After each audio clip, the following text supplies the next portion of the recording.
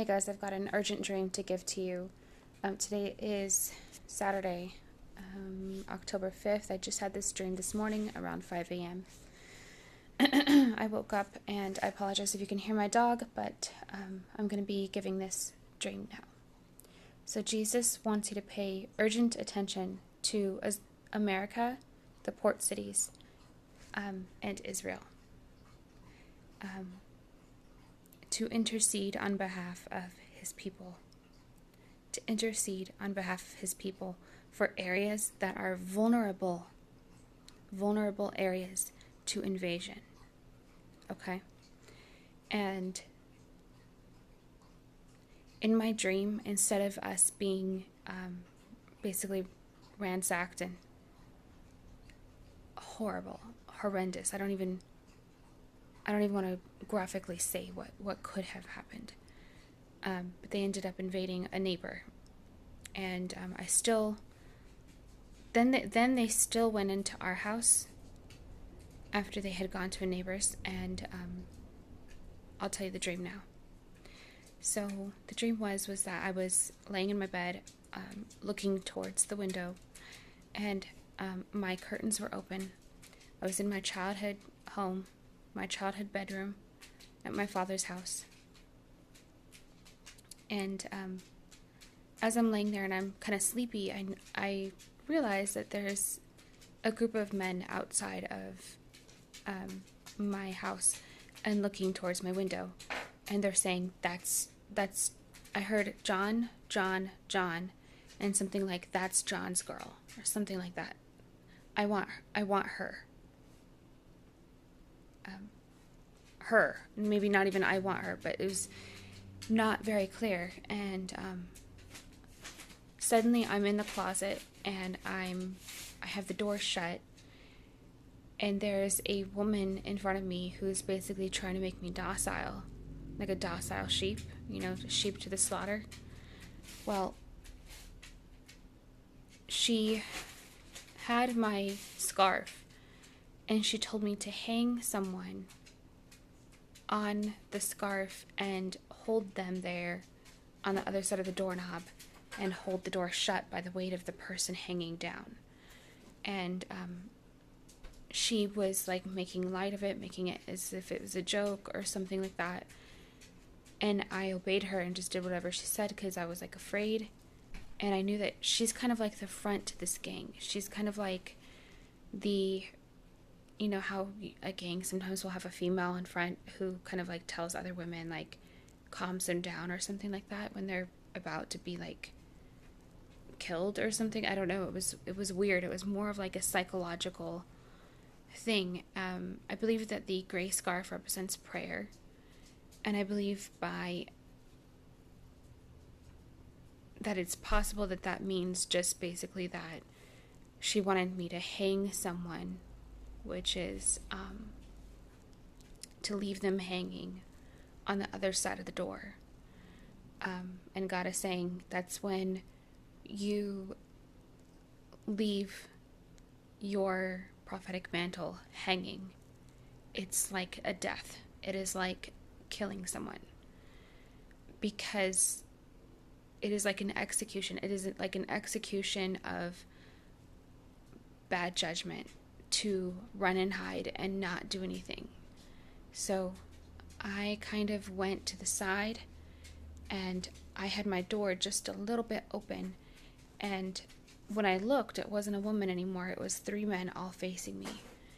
And I just tried to talk to them, and I was just like, did my family do something to you?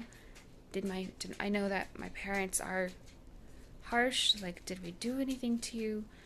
Please don't hurt me. Please don't rape me. I instantly assumed that they were going to be there to rape me, okay?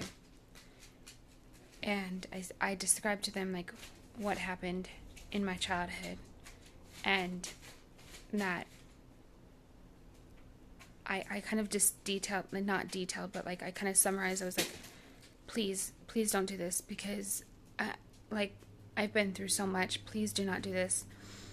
And he said, okay, we'll go somewhere else. Not you. And they instantly, like, I wanted to make a connection that I'm a human and that I understand what you've been through. I've been through some things too. I know my parents are really tough. They're really strict. If they have ruffled your feathers in any way or hurt you, I just wanted to apologize on behalf of them, and I'm so sorry. And he was a black man, and he was like, okay, not her. You will be fine. Your parents won't die. We'll leave. So they left. Sorry, my stomach is like gurgling. It's early in the morning and I'm hungry. They left, and I thought that they had left. And what they did was they kind of parked their car a couple doors down. And me and the girl, we had left the window, and for some reason the window became the front door. It was kind of weird. And the veil actually was moved forward. Usually the veil is right at the window, but the window became the front door, and then the veil became before the driveway. And so she and I were talking, and I said that she was the one who's trying to make me docile. She was the one who's trying to just like, okay, it's gonna be fine. Like, nothing to worry here, nothing to see here. Let this man hang on your prayer shawl. And I have this isn't a prayer shawl, but God says that prayer is a knitted scarf. And that's because you take time with each stitch. With each word that you pray, you create a prayer shawl. And that's what it looks like. Okay? So I know that most people won't believe that, but that's true. Jesus is saying that that's true. Prayer is a fleece that we put before the Lord, that comes from the flock, the herd of flocks, wool, and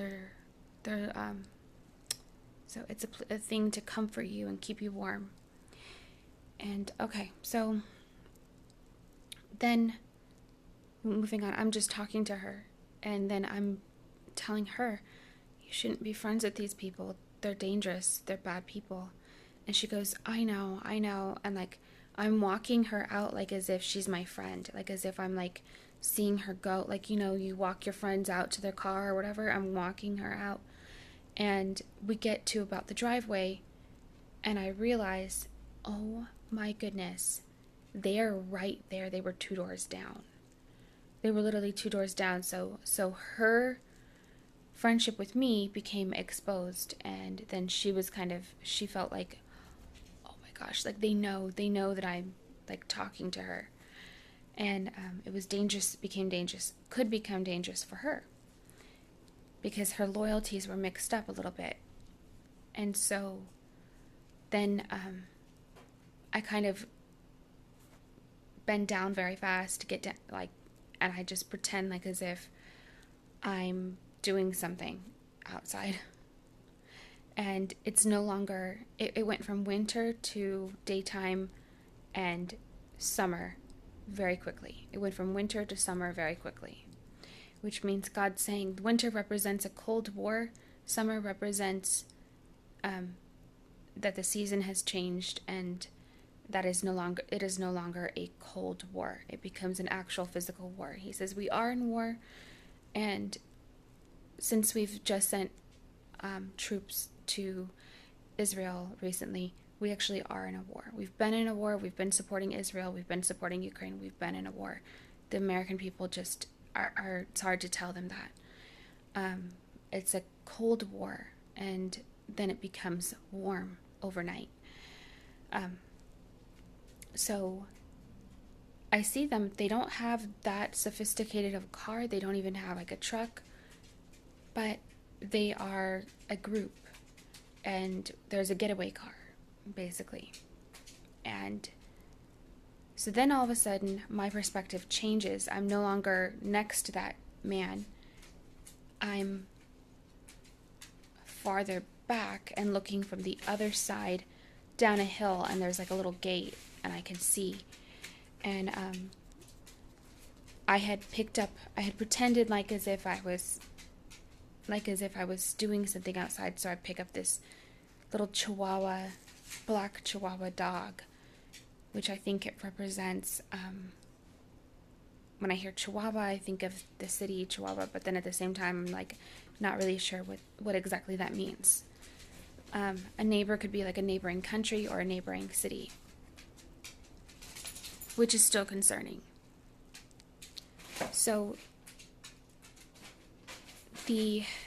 I come down this hill of this neighborhood, and I can see them through the gate, this gated community, and I can see them, and I'm like thinking in my head, I could easily walk to a truck and pull the truck open, and I would just set off the alarm. One of those new trucks, that was my plan right away.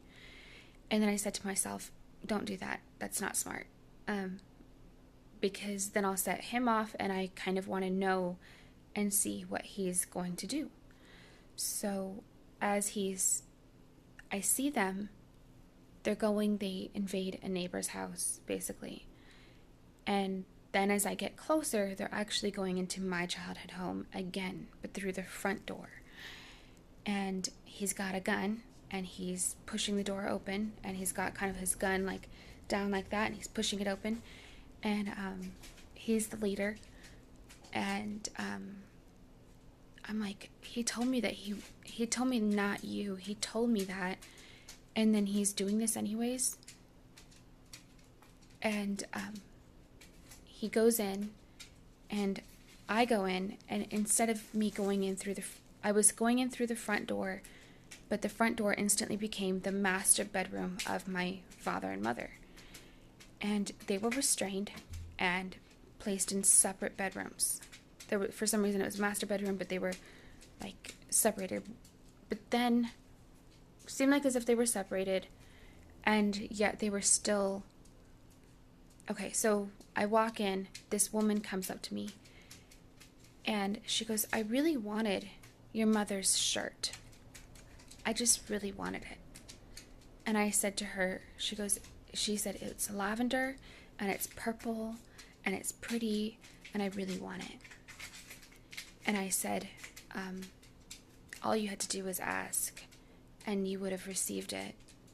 You didn't have to take it. She would have given it to you. I know that she would have given it to you. As tough as my mom is, I know that she's very generous. She would have given it to you. If you had said, that's something that I want, and it was a beautiful, soft lavender color. It wasn't like a loud lavender, like bright purple. It fitted just right. It was just the right size, like everything. It was soft. And God is saying that's royalty. And the reason why I told her that, yes, you could have that if you wanted to, is because of the fact that, sorry, my dog is like wandering around the house, is because Jesus gives freely, and anyone can be grafted in to his royal bloodline. We are royal priesthood from the line of Melchizedek in the book of, if you read the book of Hebrews. And so freely we have received, and freely we shall give. And I knew that she being my mother, represented Jerusalem. And my father, it seemed so sad to see to know that your father, who is your protector, to be restrained, breaks the heart. I don't know, it just, oh Jesus. Okay, so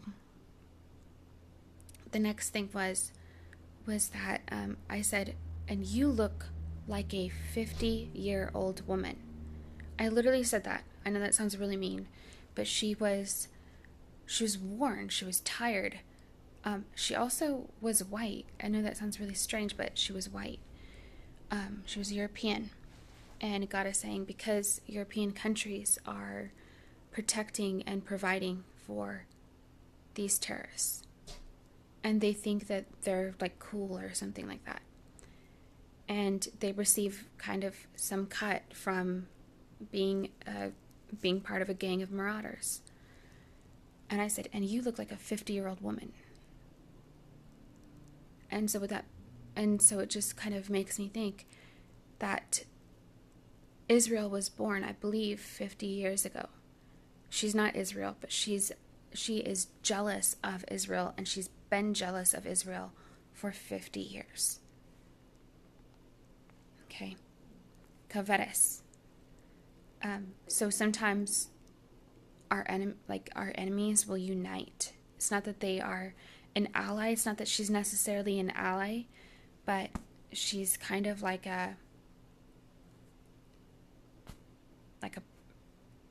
the face of, again, she's the face of it. Okay, so then the next, and also the first girl who I was talking to, she looked Germanic. Okay, this woman looked more just like British, which is a mixture of Irish, Scottish, and English. So she looked just like one of those women. But she kind of looked like she's a hard worker, and she's one of those women that's kind of worn down, you know. But she still had like her makeup on. She still had like, and God is saying that's the harlot. That is the harlot, which is Britain. Well, it could be several, but it's Isaiah chapter 47. America is the virgin daughter of Babylon. And the heart of Babylon right now has been Europe for a very long time, has been Britain for a very long time, because they're a ruler that has conquered so many people. Okay. So going back to the stream. Sorry guys, my dog is she's tapping around. Give me a quick second, I'm going to wrap this up. It's almost over. We're almost to the good part. And then I'm going to call on you guys to pray and to pray with me. Sorry guys. Here, I'm going to put her right there. So, rest of the dream. I'm so sorry guys, it takes so much out of me to give this dream. Okay. I moved past her. Once I had a correction with her, and I said, you are a 50-year-old woman. Why are you trying to fool anyone with this makeup and these outfits? All you care about is how you look. You're not fooling anyone. You are your age. Okay, you're worn down. And I know that was really mean, but to the shrewd, he shows himself shrewd. And she's in the gang. She's the front face of this gang. And I had no respect for her, so I didn't feel a need to respect for her. I was you're no. And so I get past her. I don't even know when I don't remember walking. It just scene change. Okay. Then I'm in front of this. There's a bathroom on the right hand side and the closet on the left. Okay. And so I go to the intersection between the bathroom and my closet, and I have to overcome all my fears to get there. And I push that closet. I know my parents are in the closet and they're together, but they're separated and they're restrained and they're powerless and they don't have their guns or whatever, because I know that my dad would have shot somebody if something were to happen. Okay. And then I go to the bathroom and I open the door, and this man, and he has the safe, and he's got thousands of dollars placed inside of this bag. And I said, no, get out, leave, you're not allowed here. And he said, you're not basically raped. You weren't raped. Your family's not gonna die. Just let me go with this money. I'm not done yet. And he said, I'm not done yet. And there was $3,000 left. And I said, no, you've got to go. You've got to leave. You're not allowed here. So that was my dream. And oh, it didn't end there.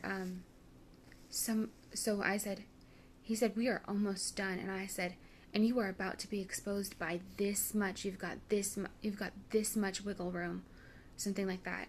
And I was like, again, was like not letting him, like, you are not gonna tell me that you can be here and that you can steal. No.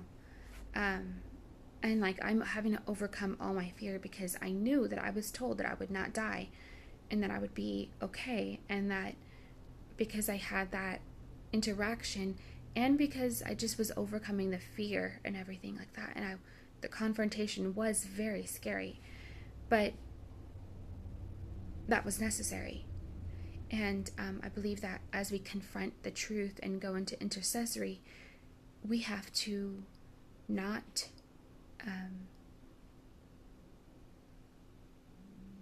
sorry, my stomach is like gurgling still. I'm so hungry.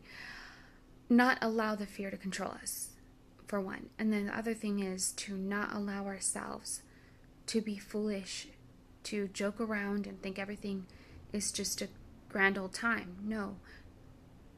We should have some frame of reference of reverence. Okay, so the last part of the dream, very last, when I said that, you've got this much, I said this, I had like a hairline, like you've got a hairline fracture, basically, like you've got this much, and only by this much are you going to get away with it. I think that's what I said, something like that. And behind me comes another man who's, it kind of reminds me of David, okay? Like, he's not tall and like warrior-like like Saul. He's just courageous. And he comes up and he's in the gang, okay? But I know that he's a spy. And I don't say anything. I don't reveal his hand. And he's got the locks. And he does some sort of a code and it unlocks. And then there was another one which was a combination lock. There was one that was more, and he showed me that the lock went around the person's wrist. It went around the person's wrist physically.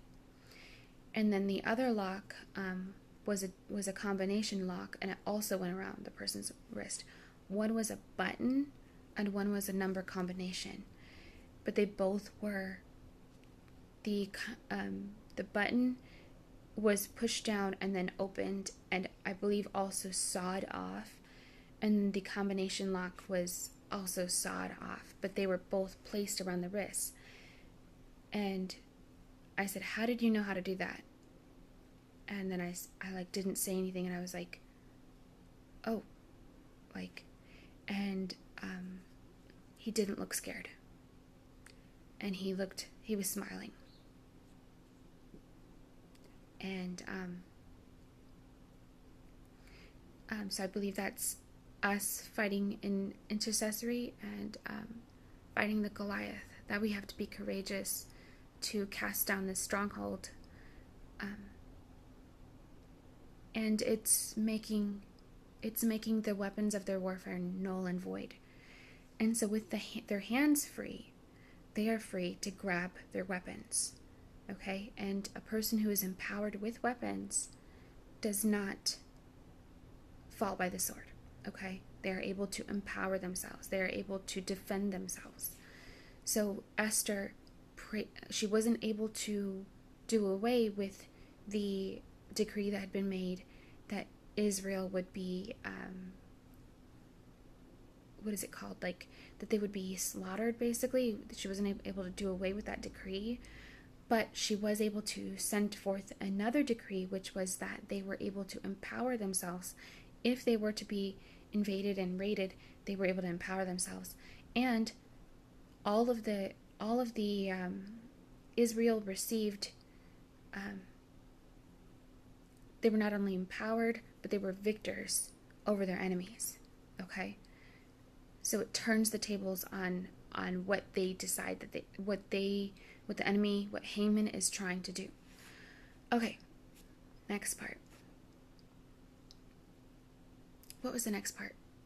Oh, so the entire scene changes and I'm invisible, okay?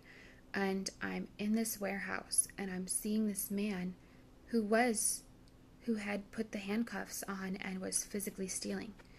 And by the way, he was white and he had no shame. And he was maybe 6 foot tall and he was thin. And he was not anybody to be physically afraid of or anything like that. It's just that he had no respect. He had no honor, and he didn't care what he was doing. He knew he was stealing, but he believed he had a job to steal. He's in this gang. The gang is his job. Being part of the gang is his job, is what he felt like. And so he's in this warehouse, and he's making, because the handcuffs were broken, he's making new handcuffs. He's trying to design them. He's tracing out, and he's like, oh, these will fit better. Something like that. Something about, and I don't remember exactly what else he said, because I was just like, what? Like, what's going on? What is he saying? And that part was clouded a little bit.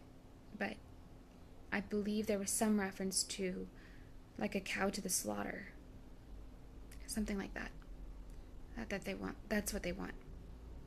And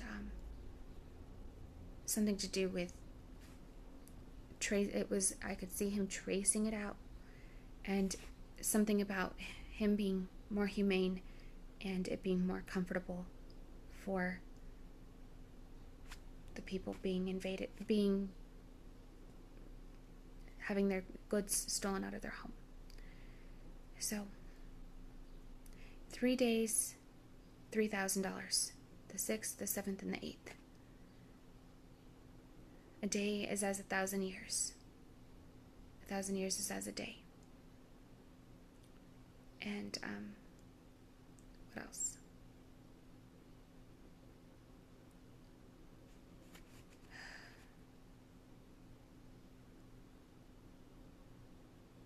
That they don't want to steal the goods without being able to have the party being stolen from defenseless. That's why they had them restrained. So I believe it's about being empowered.